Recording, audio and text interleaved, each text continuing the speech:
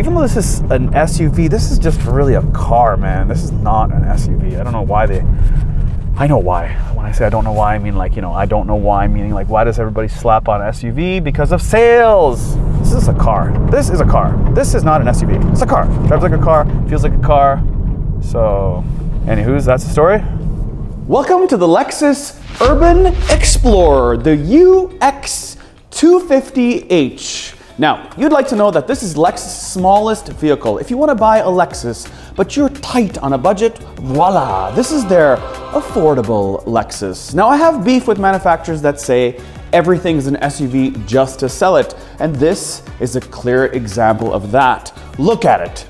It's a station wagon. It is not an SUV. I get it. You want to slide people in the SUV game because they want to sit higher. They don't want to drive a car. But this is not an SUV. This is a car. And if you think I'm lying, comment below.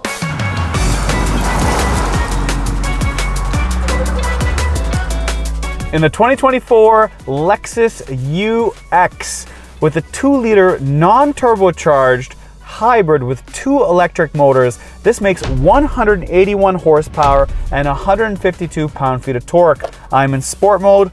What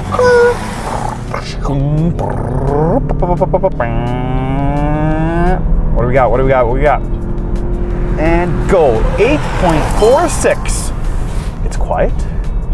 It's smooth. It's small and compact. It has S. So maybe that makes a difference. Let's try it again. And go. Faster. I'm leaning forward. 8.57, slightly slower. So that's all it does. This is an 8.5 second car. It's not designed to go fast. It's designed for fuel economy. Yes.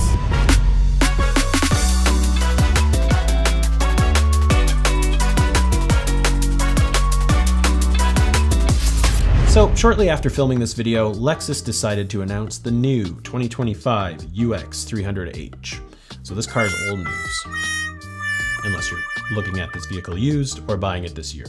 So, basically the new 300h will have updated motors, a new lithium-ion battery pack, and it'll make 196 horsepower, so a 15 horsepower bump, which is in line with what the Corolla Cross currently has, the hybrid all-wheel drive one. The new 300h will also be available with the copper crest color that they've been throwing on a lot of their new vehicles. It'll have the same shifter as what like the RX currently has, and it will have a digital driver's display. Launched in 2020, this Japanese-built Lexus competes against, or so they say, the BMW X1, the Audi Q3, the Mercedes-Benz GLA, which kind of looks like this, and the Volvo XC40. Now the difference maker between this and all those is that this is the only hybrid available. Now I will also say that this is built on a Corolla Cross platform, which it really reminds me of. So if you want a premium Corolla Cross, I would look at this Lexus. So if you're looking at buying one of these things, in Canada they're sold in 5 different models, trim levels I should say, only available in all-wheel drive, but in the US there are 8 available, including front-wheel drive, so you have more options when you're in America. To the front of the Lexus UH250. If you start at the top here, take a look at this hood, how it flares down. You have this circular ring around the front to make the front end more round. If we focus on the LED headlights, you'll see these DRLs stretch all the way, kind of like a reverse Nike sign. That is a front headlight washer. It's the first time I've ever seen something other than a square or a rectangle. It's like a hexagon. And when you focus your eyes in the center, you will see that it has an arrowhead design with this large Lexus grille, which is pretty typical on all Lexuses. It sort of looks like this. Hold it. Hold it. Hold it. And then in the center, you have a recessed Lexus logo. It's kind of unique why they recess it. All this stuff will get stuck in the middle like your teeth. There is no front camera, there is Parktronic, and then there's a bit of chrome right on the bottom to sort of pull it all together or keep it all together. And if you're wondering what these are plastic pieces that are non-functional to make it look more aggressive. So the Lexus has some extra luxury pieces that you can't see with your eyes, but make an impact on the driving dynamics. Take this. Aluminium. Aluminium. Aluminium. Yep, the doors, fenders, and hood are aluminium or aluminum, whichever you'd like to call it. That's an impact. Now, the all-wheel drive system, it's electronically controlled, which means when you have slippage, it knows where to put the power. When you go around corners, the inside applies a little bit of brakes to minimize your body roll. Also, the oil used in the dampers is high quality, an upgrade they've done because they realize that it improves ride quality. You see, most of the time, we as enthusiasts change the oil in different parts of our vehicle to upgrade the vehicle itself. But for suspension, Lexus has done it for us. And if you ever find yourself in a parking lot and you have to turn really sharp, well, this Lexus does it in 17.1 feet, which is a feat in itself. So here's the physical part. You have color-matched fender plastic flares that stick out. You would think they'd be some sort of like hard plastic, but I actually don't despise or dislike what they've done here. You have 18-inch wheels. In this specific case, it has winter tires because we are in winter in Canada. You do have this weird setup when it comes to this mirror cap. It's black on the top, you've got a little bit of chrome, and then you have color body paint on the bottom, which looks like black, but it's actually green, which is what this thing is. Your handles stick out a little bit more than I'd like, but whatever, it is what it is. When the key's in your pocket and you walk up to the vehicle, you can touch the front door, it'll unlock. It doesn't do it for the back. Now moving to the back, you have more of this squared design. You do have mud flaps in the back as well as the front. And then this is where you see these headlights stick out, very similar to the Corolla Cross. Those are rear tail lights, Mike. Sounds good. So let's talk about the roof for half a second. You can get this just like you can get the Camry and the RAV4 with a dual roof. So black color on the top and then body color on the bottom. You can get it with a specific bunch of colors when you buy the UX 250H. Now, the reason why it's probably called an SUV is because of this. Yeah, that's all you gotta do to make it an SUV. Add roof rails. Sick. So your Lexus takes E15 gas. For us Canadians, that translates to 88 octane, but we don't have 88. We have 87 or 89. So maybe it's anyone's guess on what this Lexus will take. In my mind, Lexuses should take premium, but forget it. It's not my mind thinking, it's your wallets. And because we're going into some sort of a recessionary economy, maybe you can put 87 in your Lexus, because it doesn't say E10, it says E15, which is right in the middle. So let's focus on the back. Here you have the only piano black trim on the vehicle, with the exception of this little strip on the mirror caps. Moving down from there, you will see you have a fairly large rear window, so you can have good visibility from the driver's seat. You have, of course, a rear wiper. Makes sense, thumbs up. Kia has learned their lesson with their vehicles on putting one in. But the main focus here are these things. These are called aero-stabilizing lights. Yep, airflow travels all the way down the side of the car, wraps around, goes over these taillights that push the vehicle down and make it more stable. Yes, that is thinking. That is design at its finest right here with the Lexus UX 250H. And that badging is right there. It's all-wheel drive because we are in Canada, and now for 2024, you can get yourself a power liftgate as an option. You do have beeping sensors and a camera hiding underneath there. And moving down from all that technology, you have scratchy plastic on this rear bumper, your rear taillight, and then a noise that comes on when you put it in reverse, because remember, it's a hybrid.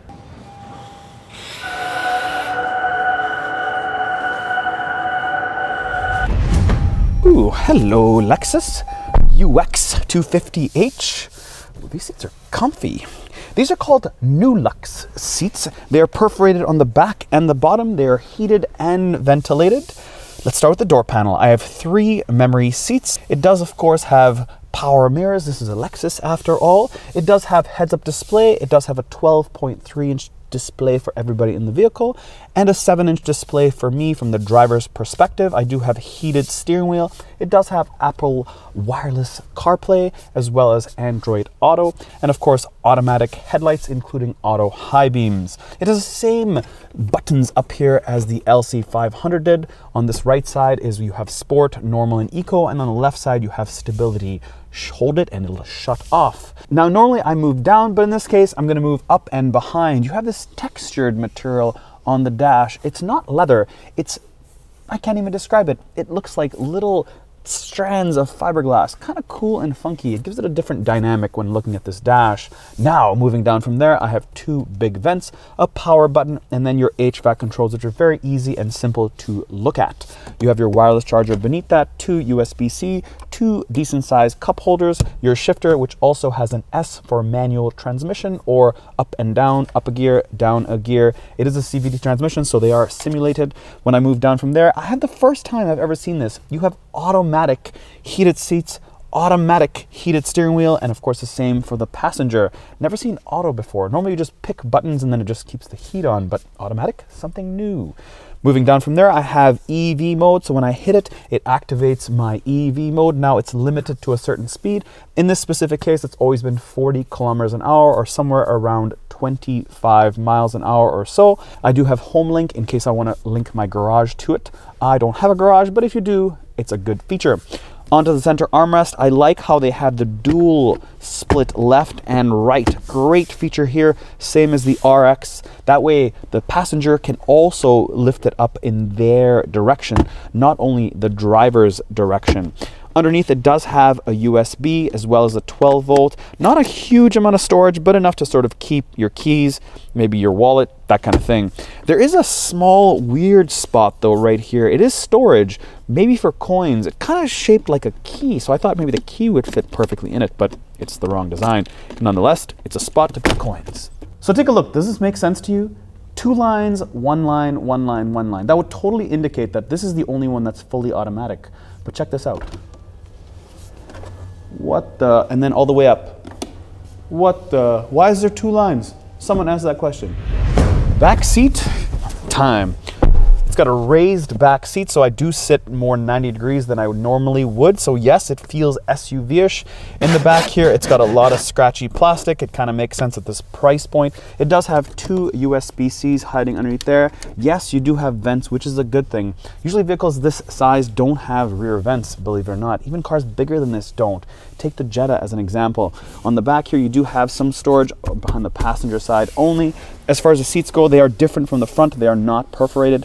They are nice and soft though, I will say. How about cup holders? You have 2 of them, 1 on each side. There's nothing in the doors, and it does not have a panoramic sunroof, just a single sunroof. However, you do have some lights back here. If you're wondering how these seats fold down, pretty much straightforward like everything else on the planet. You just have a handle and this folds down. If you want to see if it's flat or not, let me jump out here for half a second and show you. Is it flat? Yep, pretty flat if you ask me. So let's test out that available tailgate. Come on up, Lexus. Now you do have 30 inches of depth and 41 inches of width. Take a look at this ground clearance though. This is where the SUV part probably makes sense. Look at the height for me to put something in the back of this trunk. It's 32 inches high. So if you're looking for someone with low entry point to put stuff in your trunk, this is probably not it. Now let's lift this up and see what kind of storage we have underneath. A good amount, actually. You do have your first aid kit as well as your owner's manual right there. There's a second owner's manual, or like a quick manual, in the glove box inside the vehicle. The seats fold down 60-40, and as you can see, you can put lots of stuff in if you can get over this little height thing. So if you're comparing this to an Audi Q3, Cadillac XT4, or BMW X1, those all offer considerably more trunk space. Actually, even the Corolla Cross is larger. Actually, my Mazda 3 has a bigger trunk. We will put it back into drive. We will throw this puppy into eco and enjoy it for what it is. A small vehicle to get from A to B in luxury. Have the Lexus brand, have these nice soft seats, sporty steering wheel, very open cabin. I know it's kind of tight, but it's open. There's lots of glass, like this little glass on the front here. You have this glass, this front glass that comes all the way back. So it's kind of an open cabin. Even though it's compact, It's an open cabin, nice large screen here, very easy to control buttons. Let's see how this thing's around corners, back into sport, and turn. Okay, not bad, not bad. Not bad. On throttle here. Yeah, you can still have fun with it. Kind of throw it into corners. It's got this smooth feel through it. It feels fairly planted. Comes right back to zero. This is what I like about it. Comes right back to center. You can definitely hear the CVT-ness of it all. Brakes are good. Toyota's always had good brakes, so I don't find Toyota has mushy brakes. What I will say though, it's got a pretty big blind spot back there, which is kind of typical of these little like hatchbacks that they've raised. Just the design of this gives you this really big piece right there. So hopefully these mirrors can catch it. I think they can. They're kind of angled and slanted a little bit wider, so it should be able to pull up this blind spot. Now it does have blind spot indicator. Easy to turn around, very easy to park. It has really good fuel numbers. It averages about 40 miles per gallon. Those are really strong numbers. For those that care about saving fuel, this will do it for you. It's available in front and all-wheel drive. Obviously, you get slightly better numbers on the front-wheel drive than you do on the all-wheel drive. Oh my God, it's very hot in here. Turn this heat down. Everything in here that's supposed to be hot is blazing hot, so it works. That's important to know. So how about how I drive? How good is it on fuel with my heavy foot? Well, I'm averaging 6.8 liters per 100 kilometers. So Ian, you can calculate that and put it right here in miles per gallon. Also, this does take regular fuel. You don't have to put premium in it like some of its other competitors, which are more premium or in the same premium category. All right, guys, that's our video on the Lexus UX 250H. If you want to see us do a review on the 300H, drop a comment below.